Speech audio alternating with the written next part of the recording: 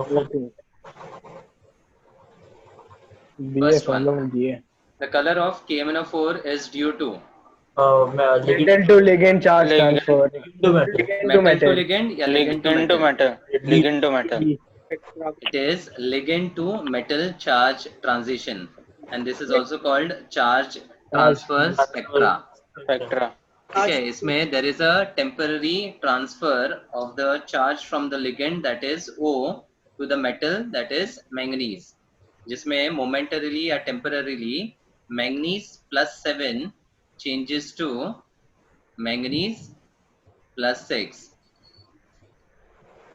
Okay, so here actually theoretically if you see there are no d electrons in the Mn+7, due to which it should have been colorless, but because of this charge transfer transition Mn+7 changes to Mn6+, in which there is one unpaired electron, and this is responsible for the dd transition, which ultimately gives purple color to permanganate. Next, an open vessel at 27 degrees Celsius is heated until 3/8 of the air in it has been expelled. Assuming that the volume remains constant, calculate the temperature at which the vessel was heated. So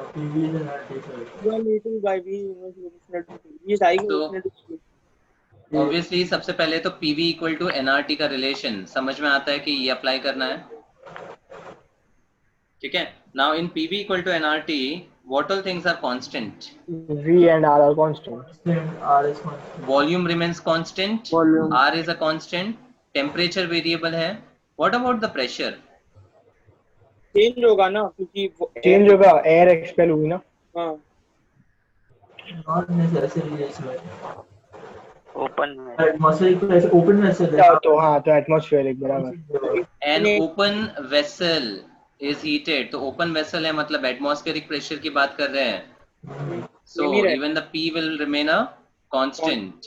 Okay, so आप देख सकते हो कि from this the temperature and moles are to be related.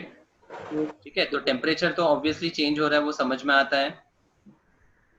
ठीक है, अब initially late से हमारे पास N1 मोल्स थे, बाद में 5n/8 हो जाएगा. बाद में 3/8 एक्सपेल हो चुका है, मतलब जो बचा हुआ है that will be equal to 5/8 of the initial moles, मतलब 5/8 N1. Yes, sir. So from PV equal to nRT, the temperature is inversely proportional to moles. Therefore, N1 into T1 is equal to N2 into T2. N1 initial moles of air है, temperature 300 Kelvin. Do not forget to change it to Kelvin. ठीक है, 3 expel हो चुका है, तो बचा कितना है 5/8 N1 into T2 वाला टेम्परेचर आपको ढूंढना है. ठीक है, तो N1 तो कैंसिल ऑफ हो जाएगा. Now simple calculation, this will be equal to 8 into 60, that is 480 Kelvin. -273. -273 करोगे तो 207 डिग्री सेल्सियस आएगा. So they are asking you the answer in degree Celsius, hence reconvert करना पड़ेगा केल्विन से डिग्री सेल्सियस. ठीक है, तो ओपन वेसल के लिए प्रेशर कांस्टेंट था, वॉल्यूम रिमेन्स कांस्टेंट दिया हुआ है, R is a constant. So when you write the variables, you will get a relation of temperature and moles which is inverse, and then it is simple N1 T1 equal to N2 T2 relation to be used. Okay. Next, which of the following compounds display geometrical isomerism? Different groups देखना है ना. C sir, C. कोई दिमाग ही नहीं लगाना इसमें. GI का condition क्या था? Each of the doubly bonded carbon should be attached to different atoms और groups. तो पहले वाले में H2 देखकर रूल आउट हो जाता है, सेकेंड वाले में H2 और Br2 तो पॉसिबल ही नहीं है, थर्ड वाले में Cl and H are they different? Yes. H and Br are they different? Yes. Yes, yes मतलब geometrical isomerism is possible. तो ये ट्रिक भी था. Answer is option C. आ रहा है ना यार? यस. ओके. हाँ yes yes मतलब yes. दोनों तरफ yes होना चाहिए, मतलब आर दे डिफरेंट पूछने का. ठीक है, तो वो सिखाने के टाइम पे बताया था, बट नाउ तो you can look at the examples and understand. Simple है. नेक्स्ट, अच्छा क्वेश्चन है. choose from the indicated protons the one that is most acidic. 1 2 3 4 4 hydrogen है, सबसे एसिडिक हाइड्रोजन ढूंढना है. तो थर्ड वाला, क्योंकि निकलने के बाद वो क्या बेंजाइल बनेगा ना, बेंजाइल कार्बोकेटाइन. H प्लस निकलेगा तो बेंजाइल कार्बोकेटाइन कैसे बनेगा? फोर्थ वाला टी डबल ई चलो हम लोग डिस्कस करते हैं, देन यू आंसर. सबसे पहले हम Sorry. हाइड्रोजन को आइडेंटिफाई कर लेते हैं. First hydrogen is aldehydic H, CHO का H है, ठीक है. जस्ट हम एक नेम दे देते हैं, अल्डिहाइडिक हाइड्रोजन. सेकेंड वाला जो है that is phenylic H. Can I say phenylic H? Yes yes. Yes. Third one arrow किया हुआ है, it is benzylic H. Benzene के बाद वाले कार्बन पे H है, ठीक है. और फोर्थ वाला जो है that is alpha H of the ketone, ठीक है. After naming this four hydrogen, can you tell me which will be more acidic? एक कॉन्सेप्ट भी ध्यान आता है इसमें. ज्यादा निकलने के बाद कौन सा स्टेबल बनता है? स्टेबल बनता एक है. तो ये है कि H प्लस निकलने के बाद कौन सा स्टेबल अनायन बनता है. Resonance ion. रेजोनेंस भी होना चाहिए. तो सोचो. ईडीजी स्टेबलाइज करेगा ना सर. ई सर डब्ल्यू फर्स्ट वाला, The answer first is वाला. WG four. सॉरी. फोर्थ वाला अरे अल्डोल कंडेंसेशन का कंडीशन क्या था? Presence of alpha hydrogen. And what was the speciality of alpha H? It was acidic. Why it was acidic? Because after the removal of the alpha H, there is a carbon ion which is also enol या enolate anion stabilized by resonance. ये तो conceptual भी है ना. Aldol में हमने पढ़ा क्या था कि aldol condensation is given by only those carbonyl compounds which have presence of alpha H. And alpha H की खासियत क्या थी? एसिडिक था. क्यों एसिडिक था? क्योंकि जो अनायन बनता है that is highly stabilised by the resonance, और जो इनोलेट बनता है वो काफी ज्यादा स्टेबल है, ठीक है. So after naming obviously the answer is option 4. Next, इसमें वो क्वेश्चन मैंने नहीं लिया है, पूरा क्रॉप नहीं हो पा रहा था. So this is a question, you have to identify the major product. There is a benzene with isopropyl and a methyl, ठीक है, and it is nitrated. तो आपको मेजर प्रोडक्ट पूछा है. ऑप्शंस में नाइट्रो ग्रुप अलग अलग पोजीशन पे थे. आइसोप्रोपाइल के ऑर्थो पे सर. आइसोप्रोपाइल के ऑर्थो पे. हाँ, आइसोप्रोपाइल के ऑर्थो पे सर. वो हिंडेड होगा ना स्टेरिकली. हाँ, आइसोप्रोपाइल के आइसो ऑर्थो पे आना चाहिए, लेकिन अगर यहाँ पर रख दिया तो हिंड्रेंस आएगा ना, स्टेरिक फैक्टर ज्यादा आएगा. तो ज्यादा प्रेफरेबल नाइट्रो इसके ऑर्थो पे लगेगा. मतलब फर्स्ट कॉन्सेप्ट क्या सोचना था कि this is a plus R का example. Isopropyl as well as methyl plus R मतलब it is activating and OP directing, ठीक है. अब ज्यादा प्लस आर अगर सोचोगे तो आइसोप्रोपाइल में ज्यादा प्लस आर है, तो theoretically nitro should have been at the ortho with respect to isopropyl, but then there will be a steric factor which will be visible with respect to isopropyl. Therefore finally the product will be methyl के ortho पे. Methyl के ortho पे. बस ये important था, ठीक है. Simple question था. आपका आइसोप्रोपाइल में स्टेरिक फैक्टर्स आ जाएगा, जिसकी वजह से अब जो आपका नाइट्रो ग्रुप लगेगा, the bulky nitro group, that will be with respect to the ortho of methyl. This will be the major product and this was the answer. Clear? Yes sir.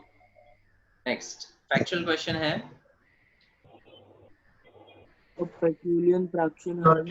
Petroleum fraction having boiling range 70 to 200 degrees Celsius containing 6 to 10 carbon per molecule is called Gasoline. okay. Educated gas. Natural gas is what? Methane. Methane. So this is a lower fraction of the petroleum which will be obtained. at a lower volume. Gas oil जो है that is higher hydrocarbons जो generally 13 to 18 के range में होता है. Gasoline जो है that is petrol 6 to 10 carbon के रेंज में होता है. और केरोसिन जो है वो 11 to 13 कार्बन का रेंज होता है. तो 6 to 10 कार्बन का fraction with a boiling range 70 to 200 degree Celsius is gasoline. If the pKa of acetic acid and pKb of ammonium hydroxide are 4.76 and 4.75 respectively, what will be the pH of ammonium acetate solution? 7 minus half pK plus half pKb. Basic solution होगा. 7 नहीं. minus pK plus half pKb ना sir. Ammonium acetate is a salt of option लिखना पड़ेगा. ना sorry week the base. salt of weak acid and weak base ना. अच्छा तो और वीक एसिड वीक बेस के लिए पीएच का डायरेक्ट फॉर्मूला क्या है? minus half pK plus half pKb. 7 minus है कि प्लस है? प्लस है 7 प्लस बी होगा sir B. Half of Half pK pK A minus minus pK pK B. Irrespective of whichever is higher, the formula remains the same. 7 plus half पहले A minus B alphabetical order याद रख लो. ठीक है. अब अगर pK ज्यादा होगा pK B से तो फिर आपका 7 से ग्रेटर सोल्यूशन बेसिक हो जाएगा. हाँ. अगर pK कम हुआ तो 7 से कम हो जाएगा सोल्यूशन एसिडिक होगा. एंड pK और pKb इक्वल हुआ neutral. तो 7 हो न्यूट्रल हो जाएगा. जाएगा. न्यूट्रल. Example था शायद से. वीक Neutral एसिड का एंड वीक example बेस था. में we can have all the three possible cases, meaning the solution can be acidic, basic or neutral, Neutral. and that is further decided by Ka and Kb values. तो 3 cases था. अगर Ka Kb से equal है तो neutral, K बड़ा है Kb से तो फिर एसिडिक, K छोटा है Kb से तो बेसिक. Basic. समझा? यहाँ पे सिंपल सब्स्टिट्यूशन था. फॉर्मूला याद रखना है 7 plus half 4.76 minus 4.75 0.01 उसका हाफ करना है मतलब 0.005. एड अप करो. The answer is simply 7.005. That is option B. Clear? Yes, sir. Which among the following elements have lowest value of IE1 हाँ ये carbon तो family? दिया ना. SN. लेड. ये ऑलरेडी नहीं, मैंने डिस्कस tin, किया tin, हुआ है tin, सेशन tin. में. एक्सेप्शन है. The answer is tin and not lead. ये किया हुआ है पहले. हाँ. तो द आयोनाइजेशन एंथैल्पी डिक्रीजेस. तो carbon, silicon, germanium, tin and lead. ठीक है. सो ऑर्डर क्या है? कार्बन, सिलिकॉन, जर्मेनियम, लेड और लास्ट में 10. टिन. और यहाँ पे आता है अपना पुअर शील्डिंग इफेक्ट का concept. Okay. Metal which can be extracted from all the three, dolomite, magnesite, carnellite, is Mg. Mg. What is dolomite? Mg3. MgCO3 CaCO3.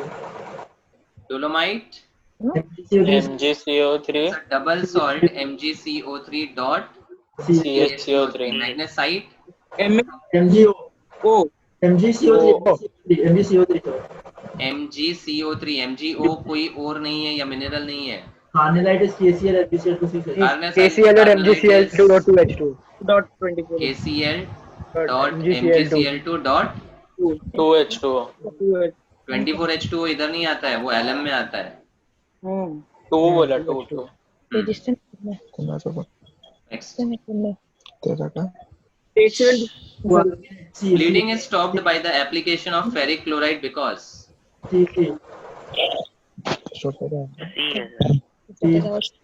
the blood जो है that is what type of salt? Positive salt. एक सन. Positive. All. Positive salt. Blood Negative. is a negative salt Negative salt. that can be coagulated with the help of a positively charged salt. तो ferric chloride का Fe3 plus coagulate करेगा. सो coagulation की वजह से the blood vessel will be sealed. वाले question पे जाओ ना. इसके पहले the blood is coagulated and thus the blood vessel is sealed. Blood नहीं हाँ क्या हुआ? एक, हाँ बस एक सेकंड रुको ना, बस हो गया। Next, which one of the following cannot be prepared from diborane?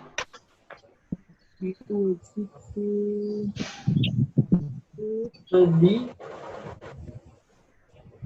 B, why? B और C compounds कौन से? It is simply the substitution of H by the methyl groups. यहाँ पे 4 H substitute हुआ है और यहाँ पे 6 के 6 H substitute हुए हैं. सुना पर नहीं। सी होगा शायद से, तो C में हाँ तो सी लग रहा है। सी लग रहा है मतलब क्या? क्योंकि तो B लग रहा है। क्योंकि बहुत फिर बल्की हो जाएगा I guess. अच्छा, अपना डाइबोरेन में 4 hydrogen are in the same plane which are called terminal hydrogens ऊपर नहीं। and चार 2 of the हो पाएंगे ना? hydrogens are present Bridge above bond. and below the plane which are called bridge bonds. हाँ तो वो दोनों को छोड़ के Now बाकी the चार हो सकते हैं। substitution could happen at the terminal positions but bridge bonds के हाइड्रोजन जो 3C 2E वाले bonds होते हैं या हाइड्रोजन्स, उनको सब्स्टिट्यूट करना मुश्किल होता है, ठीक है? So in the case of diborane, this B2CH36 won't be possible because bridge bonds cannot have substitution possible. NaBH4 तो बनता ही है, B2H6 के साथ I2 के साथ रिएक्शन होता है, किसके I2 2 के साथ। B2H6 सॉरी NaI के साथ रिएक्शन होता है, सॉरी, तो NaBH4 और I2 निकलेगा, ठीक है? ये वाला पॉसिबल होगा क्योंकि 4 टर्मिनल हाइड्रोजन रिप्लेस हो सकते हैं और इसको अगर हाइड्रोलाइज करो तो आपको ऑर्थोबोरिक एसिड मिलेगा, मतलब वो तीनों कंपाउंड्स पॉसिबल है प्रिपेयर करने के लिए from diborane. Next, Gabriel synthesis is used frequently for the preparation of primary sir. primary amines. amines. Yes. Now, Gabriel thalamide synthesis GB was है. a synthesis RNF2 from thalamide. What is thalamide? C double bond NH, C double bond NH on phenyl. हाँ यार Benzene, C double bond O, C double bond O, shared with NH. What is the importance of this H? Acidic. Acidic. Again, the reason is the 2 carbonyl carbonyl group makes the H. ये alpha position ही हो गया ना, तो alpha वाला H acidic होता है, same concept, ठीक है? इसीलिए नेक्स्ट स्टेप में we have the reaction with KOH, बराबर?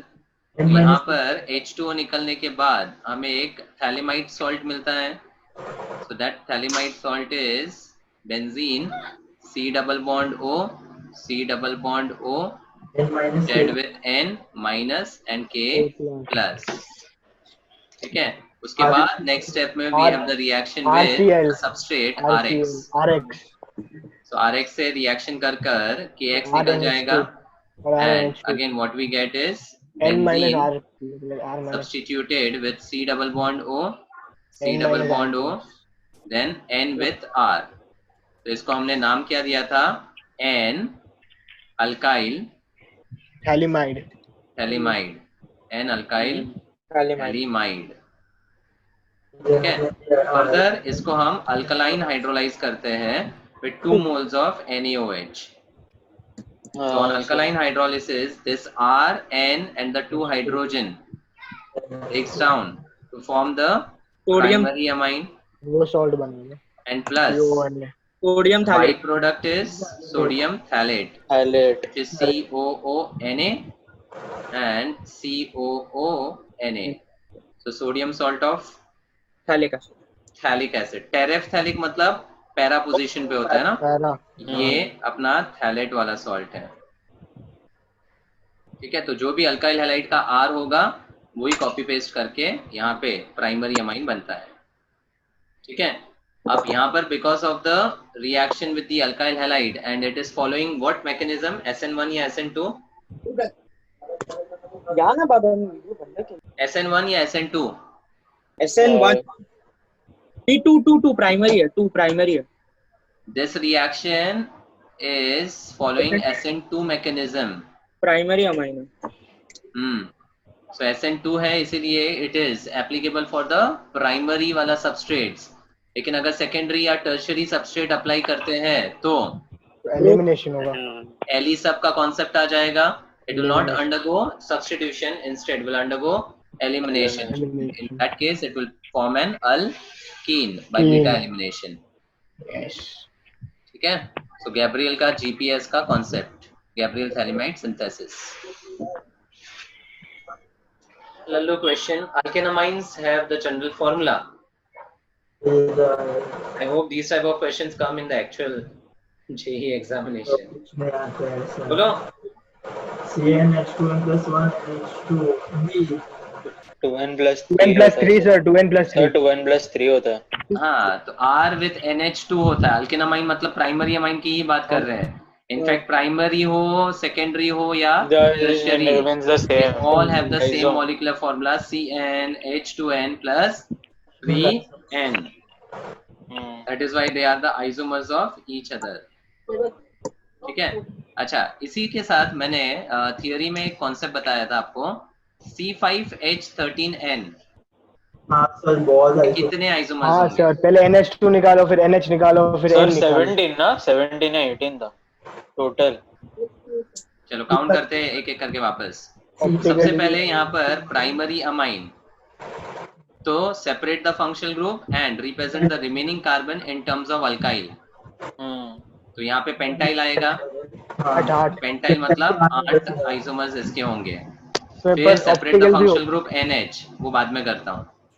अब NH में 5 को सेपरेट करो, डिस्ट्रीब्यूट 1 करो। 2 3 तो 1 4 2 3 1 4 के 4 आइसोमर्स आएंगे, 2 3 के 2 आइसोमर्स आएंगे, टोटल हो गए यहाँ पे 6।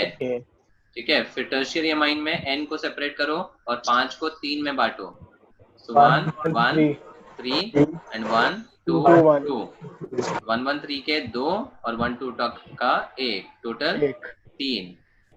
तो टोटल आइसोमर्स, अगर स्ट्रक्चरल आइसोमर्स पूछा तो यहाँ पर 17 स्ट्रक्चरल आइसोमर्स होंगे। ठीक है। लेकिन अगर ऑप्टिकल एक्टिविटी की बात करें तो इसमें 3 ऑप्टिकल एक्टिविटी शो करते हैं, और वो कौन सा था अगर सोचेंगे तो? पेंटाइल वाला। हाँ, पेंटाइल वाले में से सेक ब्यूटाइल वाला ग्रुप तो हमेशा आप सोचोगे ही, CH3 CH2 CH CH3, this carbon is always optically active. और अगर मैंने यहाँ पे CH2 NH2 लगा दिया तो ये बन गया ना ऑप्टिकल एक्टिव। ठीक है, समझा? यस। उसके अलावा अगर हम NH वाले में सोचे तो NH वाले में एक तरफ मिथाइल है, NH वाले में भी सेक ब्यूटाइल NHCH3, और यहाँ पे आएगा अपना CH C2H5 और CH3, ये भी अपना कायरल हो गया। यस। ठीक है। इसके अलावा प्राइमरी में एक और आता है,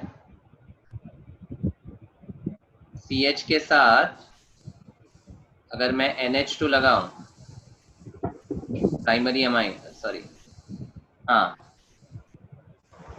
तो इस CH के साथ अगर आप रिमेनिंग कार्बन्स को अटैच करो तो एक तरफ आप प्रोपाइल अटैच कर सकते हो, एक 193 बराबर, और एक मिथाइल, ये भी हो गया आपका कायरल। समझा? So this is how you identify the optically active substrates over here, optically active isomers. ठीक है। नेक्स्ट, ये अच्छा क्वेश्चन है। An ester A with the formula C4H8O2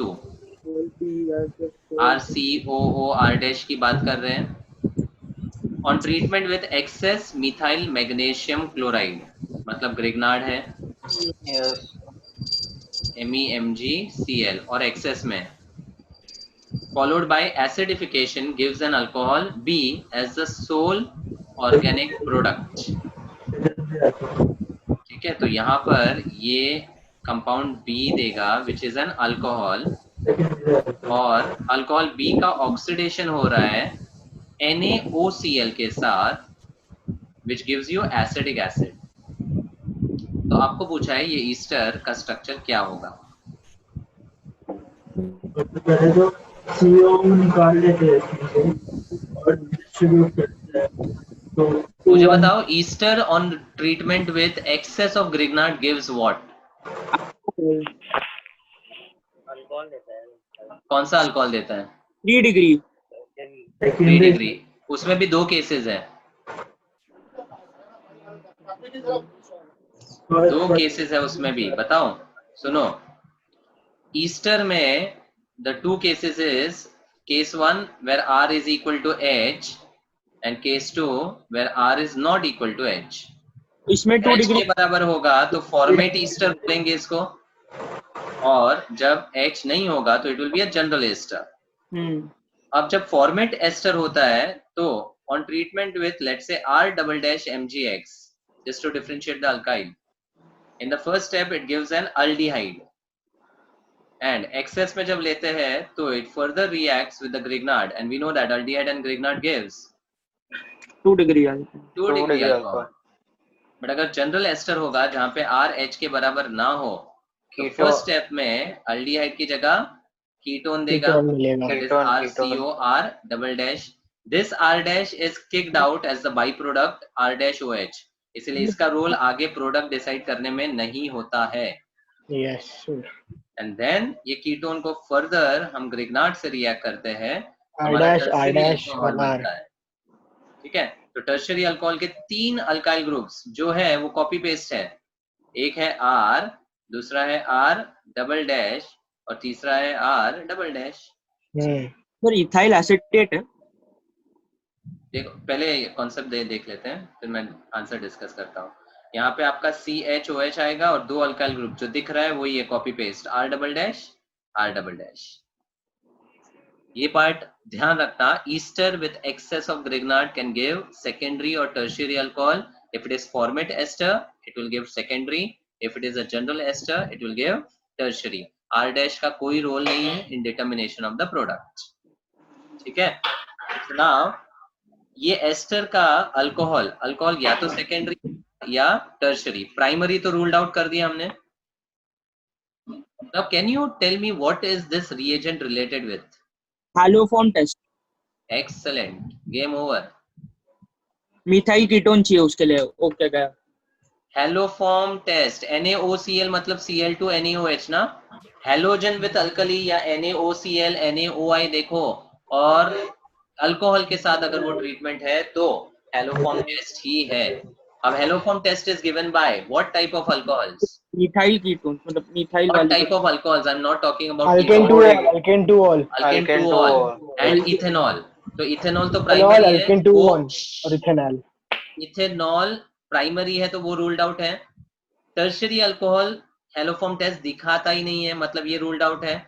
मतलब हमने इसके थ्रू ये आइडेंटिफाई कर लिया कि we are talking about a secondary alcohol. And अगर सेकेंडरी अल्कोहल की बात की जा रही है तो the ester has to be a formate ester. Formate ester. Formate, समझा? यस। तो अगर वो फॉर्मेट एस्टर है तो आंसर बी और D ruled out. A ruled out. B और डी तो रूल्ड आउट है। आउट है। ठीक है, अब ए और सी में, ए और सी में ए क्यों? क्योंकि उसमें CH3 है तो वो डबल बॉन्ड O वाला ग्रुप बन सकता है उसमें, मिथाइल वाला। अच्छा ठीक है, मैंने जो बोला कि R डैश का कोई रोल नहीं है प्रोडक्ट डिसाइड करने में। अगर आप देखोगे तो दोनों में फर्क है खाली चेन का। ये अपना आइसोप्रोपाइल है और ये एन प्रोपाइल है। सी वाला। सी वाला। ठीक है, अब अगर मैं इसको R की जगह H रखता हूं तो कौन सा अल्कोहल मिलेगा पहले वो देख लेते हैं। R इक्वल टू H है और R डैश अपना प्रोपाइल है, N प्रोपाइल या आइसोप्रोपाइल वो बाद में देखते हैं। ठीक है, तो मुझे बताओ कौन सा अल्कोहल मिलेगा? Copy paste R double dash किसका अल्काइल है? RMgX का ग्रिग्नार्ड का ना? मिथाइल है, मिथाइल। मतलब R तो H है, वो कंफर्म हो गया है, और Me के साथ रिएक्ट करोगे तो 2 मिथाइल सेकेंडरी CH3 अल्कोहल देगा। हम्म, और सेकेंडरी अल्कोहल का हेलोफॉर्म टेस्ट करते हैं, तो हेलोफॉर्म टेस्ट में पहले ये एसीटोन देगा, हाँ ऑक्सीडेशन होगा ना, हाँ हाँ एसीटोन देगा। एसीटोन के बाद क्लोरीनेशन होगा तो CCl3COCH3 देगा, हाँ और बाद में इसका अल्कलाइन हाइड्रोलिसिस करते हैं तो CCl3 वाला क्लोरोफॉर्म दे देगा, हेलोफॉर्म टेस्ट, एंड जो R वाला पार्ट है वो आपका सोडियम एसिटेट देगा, एंड फाइनली वो एसिटिक एसिड से रिलेटेड है। ठीक है, ये जो R डैश वाला पार्ट है that finally gives an alcohol only ना, तो इस केस में वो सेकेंडरी अल्कोहल आइसोप्रोपेनॉल ही दे रहा है, हाँ वही आइसोप्रोपेनॉल। और थर्ड केस में वो N प्रोपाइल अल्कोहल दे रहा है, तो N प्रोपाइल अल्कोहल तो अपना हेलोफॉर्म टेस्ट नहीं देता है ना। हाँ वही हाँ, तो आंसर सी नहीं है, सॉरी, ये है। आंसर ए ही दिया होगा, अभी मुझे स्ट्राइक हुआ। ठीक है, correct answer is a, sorry. चलो डिस्कस हो गया, मतलब अच्छा क्वेश्चन था। मतलब सोल ऑर्गेनिक प्रोडक्ट का मतलब यहाँ पर उन लोग ये बता रहे हैं कि एक ही प्रोडक्ट बनेगा ना। अभी अगर आप यहाँ से फॉर्मेट एस्टर लेते हो and you react with excess of the Grignard, you are getting propane two only, ये मिल रहा है।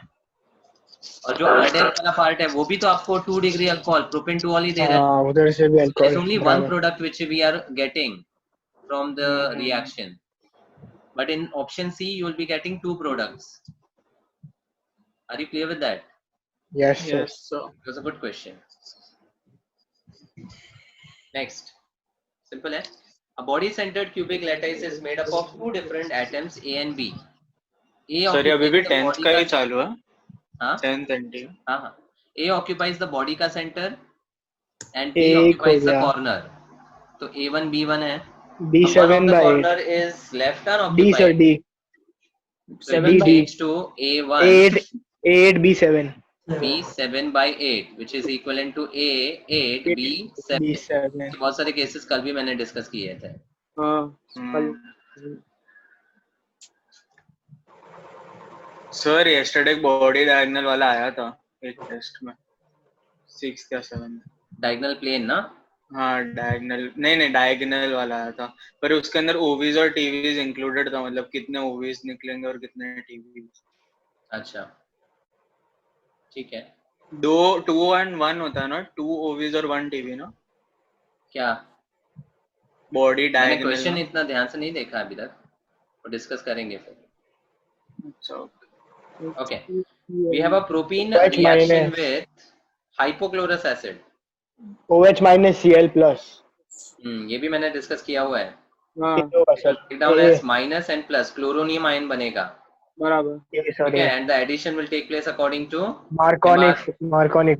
तो यहाँ तो कार्बोकेटाइन रीअरेंजमेंट पॉसिबल ही नहीं है, तो सिंपल मार्कोनिक ऑफ सप्लाई करो, प्लस जाएगा ज्यादा के पास, माइनस जाएगा कम के पास, विल गेट CH3 CH के ऊपर OH एंड CH2 के साथ Cl। Answer is option A, बहुत अच्छा क्वेश्चन। Hypochlorous acid. इसमें नाइट्रोसाइल क्लोराइड आया तो भी सिमिलर है, NO minus Cl plus। हाँ हाँ एक्वारिजिया के रिलेटेड, हाँ माइनस और Cl प्लस, ये भी Yes, प्रोपीन के साथ रिएक्ट करके इसी तरह का रिएक्शन दे सकता है। तो पर NO2 बन जाएगा क्या? NO2 NO minus। NO okay. जैसे हाइपोक्लोरस एसिड है ना, वैसे ये नाइट्रोसाइल क्लोराइड एक्वारिजिया के रिलेटेड एक बाई प्रोडक्ट बनता है, तो तो ये भी प्रोपीन के साथ ऐड इसी तरह होगा जैसे HO minus Cl plus हो रहा है। Okay sir. ये भी अच्छा क्वेश्चन है। The structure of B3N3H6 is as follows. Borazine दिया हुआ है, Inorganic benzene। Inorganic benzene. B3N3H4X2 can be derived from the basic structure by replacing 2 hydrogen atoms. 2H को जब 2X से रिप्लेस करेंगे तो कितने डेरिवेटिव्स तीन बनेंगे? ना सर, तीन ना, चार ऑर्थो बनेंगे, मेटा पैरा। 4 बनेंगे, आपने डिस्कस भी किए थे। अच्छा हाँ, हाँ, बी और एन पे अलग अलग होगा। हाँ हाँ हाँ ये हाँ। अपना बेंजीन नहीं है, बेंजीन जैसा नहीं, दिखता जैसा है है, ना? हाँ। बराबर बराबर। तो आप यस 3 तो यस। बोलोगे ही बिकॉज ऑर्थो मेटा पैरा का कॉन्सेप्ट हो गया। और सो बी और एन का अलग है। First will be this ortho, ये डाई हेलो डेरिवेटिव हो गया, ठीक है। सेकेंड केस यहाँ पर आ सकता है, that is Meta. Third case यहाँ पर आ सकता है, that is BB। Para. But इस पैरा में बी और एन ऑपोजिट है, ठीक है। अगर मैं एन से शुरू करूं तो मेरा यहाँ पर ऑर्थो एन बी वाला स्ट्रक्चर आएगा, फिर एन एन वाला आएगा और एन बी वाला आएगा। तो एन बी और एन एन वाले स्ट्रक्चर में जो एन एन वाला स्ट्रक्चर है वो मेटा स्ट्रक्चर अलग हो जाएगा ना? समझ में आ बीबी रहा और है? N N. Should I make the structures? Yes sir, एक सर सन बीबी, थोड़ा वापस समझो। देखो, ये अपना बोराजीन है जिसमें ऑल्टरनेट अरेंजमेंट है बी एन का,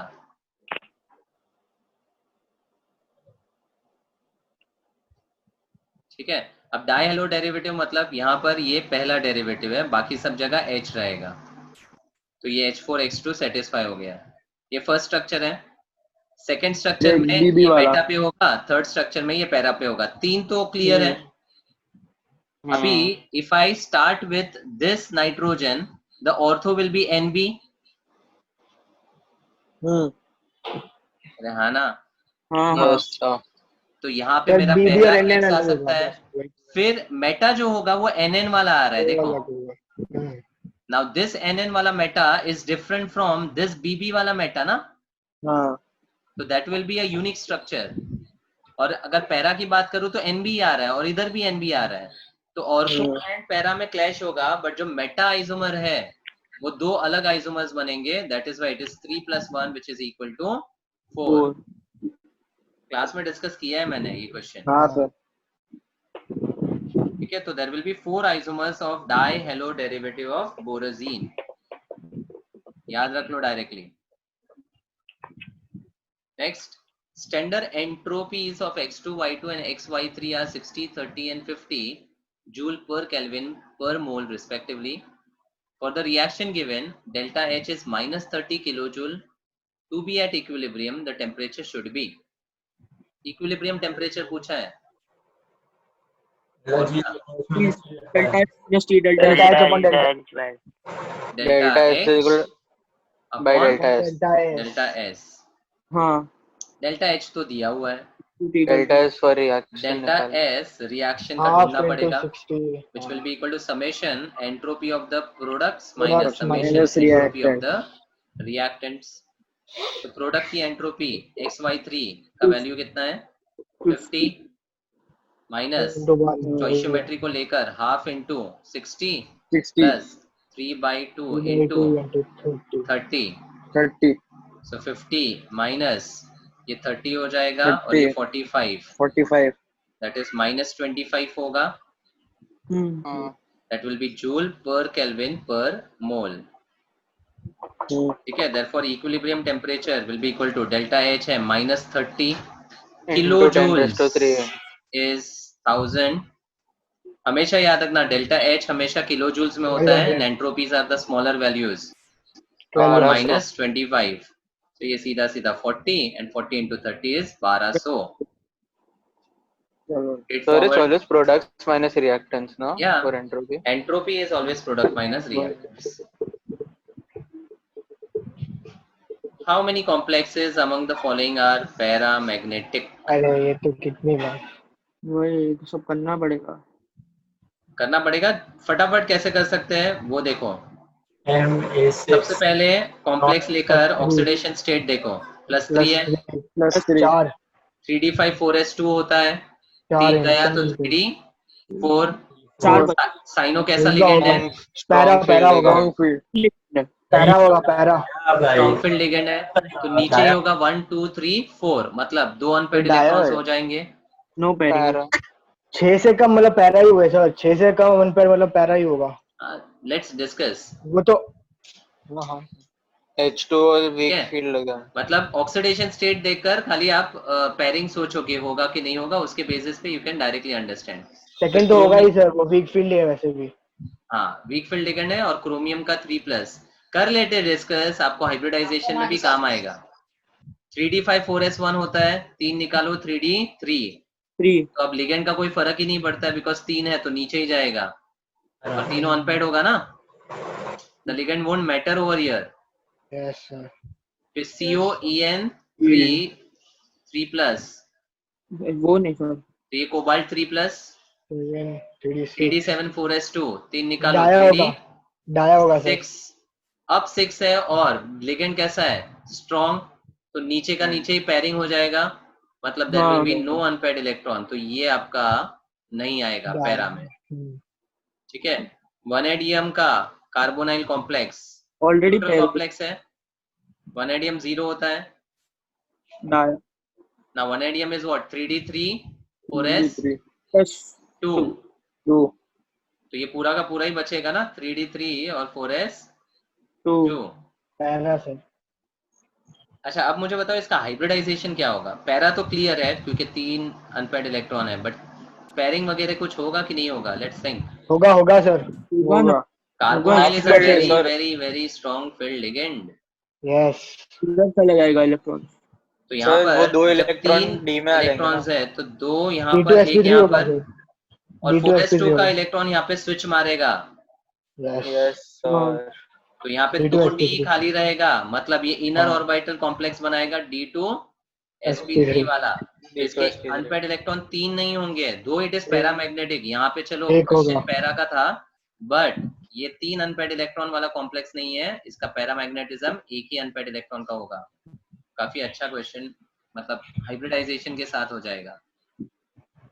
फिफ्थ NiNH3 6 2+, तो Ni 2+ है, 3d8 2+ मतलब 3d8। अमोनिया स्ट्रॉन्ग फील्ड है, पैरा सर, पैरा 2 अनपेड होंगे।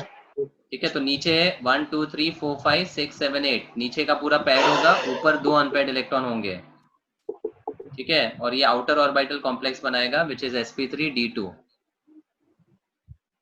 ठीक है। फिर NiDMG2 scarlet red, red colour, what will be oxidation state? 0 DMG क्या होता है? -2 होता है, dimethyl glyoxide. Dimethyl glyoxide. What is the structure? CH3C double bond NOH, वापस कॉपी करो, CH3 डबल बॉन्ड NOH, ऐसा स्ट्रक्चर। ठीक है। अभी इसको हम अगर -2 वाला कॉम्प्लेक्स H को निकाल के कंसिडर करें तो ये जनरली वो -2 कॉम्प्लेक्स ही बनाता है, मतलब DMG एग्जिस्ट एज -2 वाला लिगेंड। तो यहाँ पे निकल +4 होगा, प्लस, हाँ +2 +2 हो होगा जाएगा, सो निकल +2 मतलब वापस 3d8। अब यहाँ पर पेयरिंग होगा कि नहीं होगा? पता नहीं, वीक फील्ड है ना ये पर। DMG is a weak field ligand, but फिर भी यहाँ पर पेयरिंग होता है। और वैसे भी दो, ये सुनो वैसे सुनो, भी ये दो ही बहुत बचे इंपॉर्टेंट कॉन्सेप्ट है, सुनो पहले। DMG जो है ये निकल के साथ कौन से टाइप का कॉम्प्लेक्स बनाएगा? किलेटेड या नॉन किलेटेड? कीलेट वाला बनाएगा, किलेट बनाएगा। दूसरा यहाँ पर OH भी है, मतलब there will be intramolecular H bonding also possible over here. So chelation और इंट्रामोलिकुलर H बॉन्डिंग की वजह से यहाँ पर क्या होता है, इलेक्ट्रॉन्स का पेयरिंग जो थियोरेटिकली नॉट पॉसिबल है, बट किलेशन की वजह से इलेक्ट्रॉन्स पैर अप हो जाते हैं। ये काफी स्पेशल केस है। NiDMG2 का अगर हाइब्रिडाइजेशन पूछा तो ध्यान देना कि यहाँ पर the electrons will get paired, और ये अपना टेट्राहेड्रल कॉम्प्लेक्स है ना, हाँ, तो पेयरिंग में क्या हो जाएगा, 8 इलेक्ट्रॉन्स विल एग्जिस्ट एज 1 2 3 4 5 6 7 8, ठीक है। तो कैसे भी दो ही बचने वाले, हाँ कैसे भी दो ही बचेंगे ना, 8 इलेक्ट्रॉन्स है तो हाँ, कैसे भी ज्यादा दो ही बचने वाले हैं। एक मिनट, अगर आपने इसको वीक फील्ड लिगेंड कंसिडर किया और पेयरिंग नहीं किया तो पैरामैग्नेटिक होगा कि डाया होगा? पैरा ही होगा। पैरा होएगा, अभी क्या दिख रहा है? डाया दिख रहा है। तो वही बोल रहा हूँ, यहाँ पर पैरामैग्नेटिज्म और हाइब्रिडाइजेशन दोनों का इंपॉर्टेंट कॉन्सेप्ट आ रहा है। सो आप NiDMG ट्वाइस को डायरेक्टली याद रखना, it's an inner orbital complex and not outer orbital complex. Sir इसमें वो EG T2G नहीं करेंगे क्या? क्या? हाँ इसमें वो EG और T2G नहीं करेंगे क्या? नहीं है ना पर करेंगे ना। तो वही कट रहा है, आवाज कट रहा है। हेलो, इसमें एक्चुअली किलेशन होता है ना, तो किलेशन में नहीं करना है, ये आपको कंसिडर करना पड़ेगा। This will actually form DsP2 वाला हाइब्रिडाइजेशन। तो वो EG T2G नहीं करते क्या? नहीं करना है इसमें, ये आप एक्सेप्शन मान के चलो और याद रखो। तो इसका स्ट्रक्चर क्या होता है फिर? स्ट्रक्चर वो किलेशन मतलब क्या होगा, यहाँ पे N will donate the lone pairs to the central metal. काफी मतलब कॉम्प्लिकेटेड स्ट्रक्चर हो जाएगा। दोनों N की तरफ से निकल, मतलब निकल यहाँ पे प्लेस कर दूं मैं, ठीक है, निकल +2 है, तो यहाँ से एक कोऑर्डिनेशन बॉन्ड होगा, यहाँ से एक, और वापस सेम मिरर इमेज में यहाँ पे एक और यहाँ पे एक, तो वैसा स्ट्रक्चर हो जाएगा, समझा? ठीक है, तो हाइब्रिडाइजेशन इसका एक स्पेशल केस याद रखो, DsP2, and because the electrons have got paired, it is diamagnetic and not para. ठीक है सर इन द हाँ, सर एक बार फर्स्ट बाजू में लिख दो ना सर। क्या बाजू में Screenshot लिखा है? अरे मैंने क्रॉस किया है, क्या- वो क्या? आपके डायमैग्नेटिक है, फिर हम काउंट करेंगे ना, अभी तक काउंट नहीं किया है। हाँ, कौन कुछ बोल रहा था? Sir in the first complex CN is a strong field again, so the electron should pair up. हाँ, तो Also- पेयरिंग हुआ, इसकी वजह से there are 2 unpaired electrons left ना। But sir, there are 4 unpaired electrons, so 2 by या 4. So 1 2 3 4 5, T2G cyano is a strong field again, तो 1 2 3 पहले 4, 3 फिर अनपेयर्ड कितने बचेगा ज़रा? सर 0 आएगा ना? क्या 0 हो गया। ये दोनों कैसे? पैर ये दोनों है ना, पहले एक एक भरने का, फिर 1 दूसरा 2 पैर 3 करने का। 4, ये दो इलेक्ट्रॉन्स अनपेयर्ड है ना, उसे 1 and 2, ओके ठीक है। ओके आगे platinum, plus PtCl2 NH3 twice. Platinum के कॉम्प्लेक्सेस कैसे होते हैं? Inner orbital. इनर मतलब ये तो सीधा सीधा अपना DsP2 वाला केस है, DsP2 मतलब सारे इलेक्ट्रॉन्स पेयर्ड है, और ये डायमैग्नेटिक क्लियर केस है।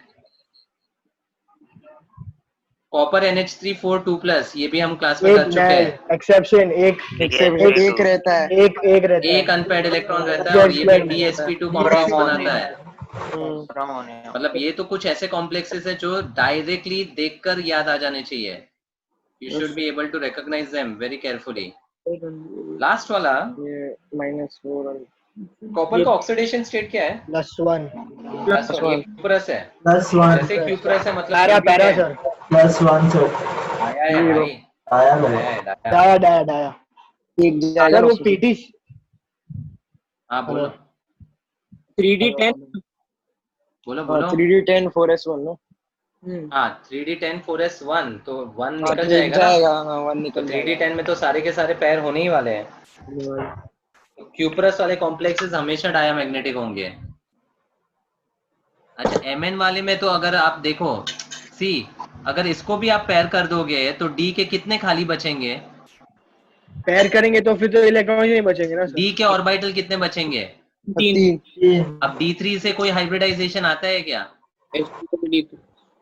ऐसे अरे अगर D के 3 ऑर्बिटल्स नहीं होंगे तो नहीं जब आता, कोऑर्डिनेशन कॉम्प्लेक्स बनेगा तो इसमें वो वाला हाइब्रिडाइजेशन एग्जिस्ट ही नहीं करता है। अब उसमें इस हिसाब से नहीं सोचोगे, समझा? और आपको इसको हंट रूल से ही फिलअप करना है ना। सो वो स्ट्रॉन्ग फील्ड है तो पेयरिंग कर देते ना, तो उसके हिसाब से ऐसा पेयरिंग करते हैं, और वो भी फिर उसको D ऑर्बिटल्स का अवेलेबिलिटी के हिसाब से भी सोचना रहता है इसमें। हाँ वो नहीं सोचोगे तो फिर वापस प्रॉब्लम हो जाएगा। हाँ जन्म, तो फिर आप अगर यहाँ पर टेट्राहेड्रल कॉम्प्लेक्स को सोचोगे जन्म, हाँ हाँ हाँ सुन रहा हूँ सर। तो टेट्राहेड्रल कॉम्प्लेक्स में ये 2 और ये 3, ठीक है। अगर आप 8 इलेक्ट्रॉन को डालोगे तो ये 1 2 3 4 5 6 और 7 8 है ना। तो डी का तो कोई ऑर्बिटल बचा ही नहीं इधर, तो ये इनर ऑर्बिटल कॉम्प्लेक्स किधर कैसे बनाएगा? हाइब्रिडाइजेशन फिर sp3 हो जाएगा ना। तो फिर दोनों ट्राई करना पड़ता है। हाँ तो कुछ कुछ नहीं, ऐसे पर एग्जाम्पल पीटी का है तो पता है वैसे जिसको भी, बराबर। प्लेटिनम, हाँ, वो है। इरिडियम, रोडियम, ये सब हैवी ट्रांजिशन मेटल जो है वो तो आपके इनर ऑर्बिटल कॉम्प्लेक्स ही बनाते हैं। तो उसमें इस टाइप का अरेंजमेंट या इस टाइप का इलेक्ट्रॉन फिलिंग नहीं एग्जिस्ट करता है, ओके सर। समझा। इनफैक्ट ऐसा सोच सकते हो कि ये जो 2 अनपेयर्ड इलेक्ट्रॉन है वो भी वापस पैर अप हो जाते हैं, ये पैर अप हो जाएंगे और डी को अवेलेबल करेगा। डी एक बच जाएगा। वैसे see hybridization is a concept which is applied to justify the observed geometry. हाँ बराबर। तो ये ध्यान रख के आपको करना पड़ेगा। और कुछ नोन कॉम्प्लेक्सेस है जनरली वही आते हैं, ऐसा कोई अजीब कॉम्प्लेक्स नहीं आएगा तुम लोग को। ये ऐसे क्वेश्चन बहुत खराब होते हैं सर, वो जितना सॉल्व करोगे उतना आपको कॉन्फिडेंस आएगा ना। हाँ नहीं, पर एक कंपाउंड के अंदर भी अगर अपना एक तो वही, एक तो बचता ही है सर। देखो आपका पहला डाउट था mn में यहाँ पे हमने ऐसे क्यों रखा, मैंने उसको जस्टिफाई किया कि ये 2 d ऑर्बिटल है जो d2 sp3 को जस्टिफाई करेगा। तो इसमें इस तरह का पेयरिंग आप नहीं सोचोगे, ओके। फिर निकल और प्लेटिनम में हमने टेट्राहेड्रल कॉम्प्लेक्स को क्यों नहीं सोचा, तो अगर आप इस तरह से कॉम्प्लेक्सेशन भी सोचोगे तो आपका जो हाइब्रिडाइजेशन बनेगा इसमें और पीटी में sp3 बनेगा, समझा। तो sp3 वाला हाइब्रिडाइजेशन इन दोनों में नहीं एग्जिस्ट करता है। अब अगर dsp2 करता है तो उसको जस्टिफाई करने के लिए आप ये सोचोगे कि सारे के सारे 8 इलेक्ट्रॉन्स पैड अप है and one of the d orbital is available for the coordination, समझा। ठीक है। So with all those concepts you need to justify, okay? तो थोड़े कॉम्प्लेक्सेस जो है वेल नोन, देखो ये वाला जो कॉम्प्लेक्स है ये वेल नोन है NiNH362+, ठीक है। और 3 ही क्वेश्चंस आ सकते हैं, पैरामैग्नेटिक है, डायमैग्नेटिक है, हाइब्रिडाइजेशन क्या है, इनर ऑर्बिटल है कि आउटर ऑर्बिटल है,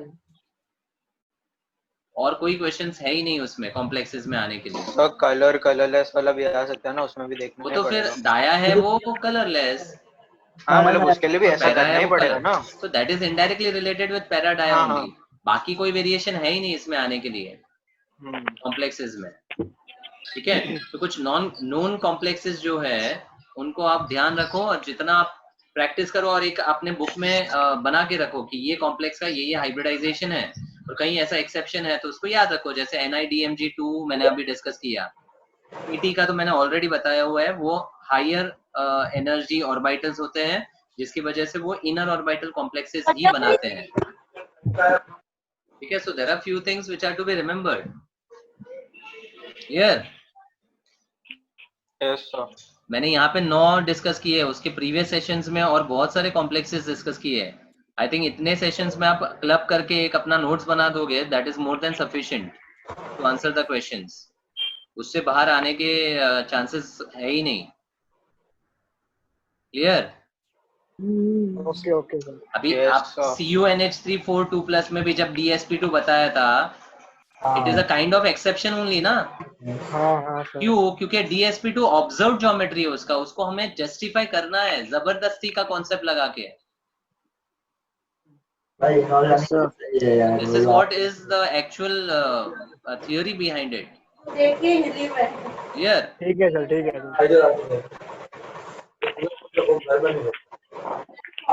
माइक म्यूट कर दो प्लीज, खुश। माइक म्यूट कर दो। हाँ, अच्छा क्वेश्चन है ये।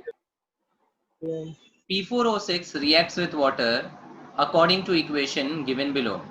ये मैंने कल ही बताया था। P4O6 is the oxide of +3 phosphorus। Hydrolysis करके हमेशा ऑक्सी एसिड देगा इन the same oxidation state. Same oxidation state. तो वेल नोन रिएक्शन है कि नहीं?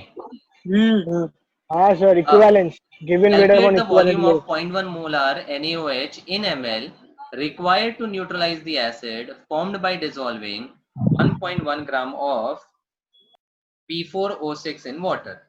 यूनिटरी से भी कर सकते हैं।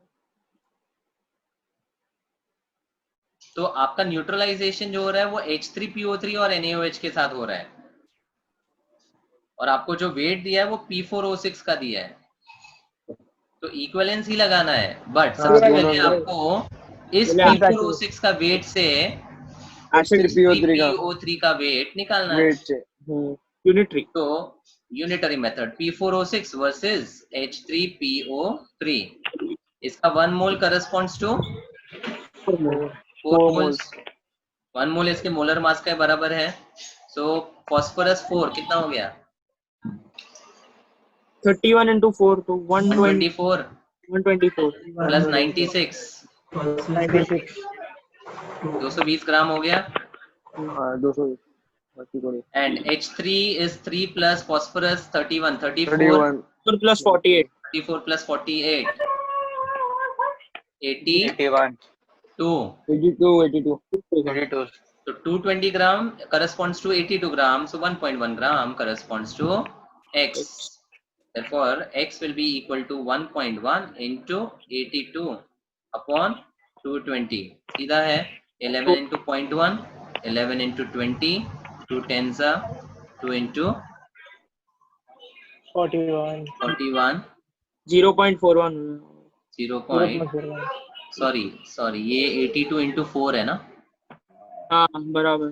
सॉरी, so 0.41 into 4 हो जाएगा। 1.64 फॉरगॉट ओवर हियर। हाँ कितना?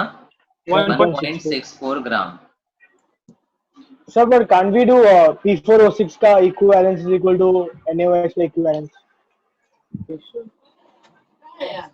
हाँ कर सकते हैं, I'll try that. चलो करेंगे try. P4O6 मतलब given हाँ अभी having known the weight of H3PO3, you equate it with NaOH.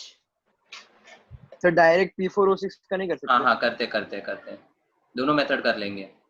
So H3PO3 का 1.64 आया upon what is equivalent weight?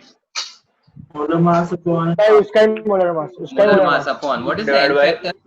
1 ही है 2 भाई मत कर भाई जन्म, फॉस्फोरस एसिड है, हाइपोफॉस्फोरस नहीं है। 2 है it's a dibasic acid. Dibasic है। हाँ 2 0.1 into V, ये वॉल्यूम लीटर में मिलेगा। 1.64 into 2 upon 82 equal to 0.1 into V. 82 into 2 into 10 raised to minus 2 तो गया 0.4 लीटर, मतलब 400 ml। तो आंसर है 400.00। नेक्स्ट, ये भी एक अच्छा क्वेश्चन है। 1.84 gram mixture of calcium carbonate and magnesium carbonate and heated to constant weight of 0.96 gram। अभी इसमें मिस्टेक है स्टेटमेंट का। when heated to constant weight 0.96 gram of residue was formed। ये मिक्सचर को जब हीट किया तो 0.96 ग्राम का रेसिड्यू आया। Find the mass of calcium carbonate in the mixture in grams. CO2 निकल गया। तो what is the residue of calcium carbonate heating? ये ओ quicklime, because CO2 will get evolved off। हाँ सर ये हो जाएगा। and MgCO3 on heating will form MgO as residue and CO2 will be evolved off। हाँ तो sir CaCO3 को X ले लो, ये X हो गया तो Y 1.84 minus X 84 minus X, इसको Y ले लेते तो ये रेसिड्यू कितना बचेगा? 0.96 minus ठीक है। अब दो इक्वेशंस बनाने हैं आपको और साइमल्टेनियसली सॉल्व करना है। सो यहाँ पे 1 mole of calcium carbonate is equal to 1 mole of CaCO3, तो X upon molar mass of CaCO3 100 is equal to Y upon 56 है ना। 1 mole is equal to 1 mole and this will be 1.84 minus X upon इसका molar mass दिया है 84 will be equal to 0.96 minus Y upon MgO का हो जाएगा 40। 84 minus 44। ठीक है, तो 1 में x को y को x के टर्म्स में ले लो, यहाँ सब्स्टिट्यूट करो तो एक ही अननोन x बचेगा, उस x को आपको ढूंढना है, हो जाएगा। ओके सर, हाँ ठीक है, अब सिंपल मैथमेटिकल पार्ट है। बहुत बड़ा है। Okay. The change in oxidation state of iodine when excess of chlorine water is added to an iodide salt. Chlorine plus H2O, HCl बनाएगा, इसको I excess minus. में लिया है, HOCl बनाएगा, and iodide का एक salt है, let's say I minus. ICL बनेगा क्या? I3 माइनस बनता है क्या? I3 minus इधर नहीं बनता है, ICL मतलब वो HCl बनाएगा, मिक्स्ड हैलाइड बनेगा, ICL और ICL3 ऐसा कुछ बनेगा। water है तो you have to think about the oxy acid which is formed. HOCl sir, HOCl3 एक तो HCl बनेगा और दूसरा HOCl, ठीक है। अब अगर ये आयोडाइड सॉल्ट से रिएक्ट कर रहा है तो this HOCl acts as an oxidising agent, अच्छा ऑक्सीडाइजिंग एजेंट है ना, हाँ तो ये आयोडाइड के सॉल्ट को ऑक्सीडाइज करेगा into what, HiO3 IO3 negative, okay हाँ आयोडेट सॉल्ट बनाएगा या आयोडेट एसिड बनाएगा। ओके, HiO फाइनली इस रिएक्शन में the I negative is change to IO3 negative, मतलब the -1 is changed to +5, the change in oxidation number is 6. A light of wavelength 3000 angstrom falls on a metal surface. Ejected electron is further accelerated by a potential difference of 2 volts. E is equal to Hc by lambda. Final kinetic energy of the electron is found to be 8 into 10 raised to -19 joules. Sir The HC by threshold lambda energy minus for the 5, metal surface is psi electron volt. Find the numerical value of 8 psi.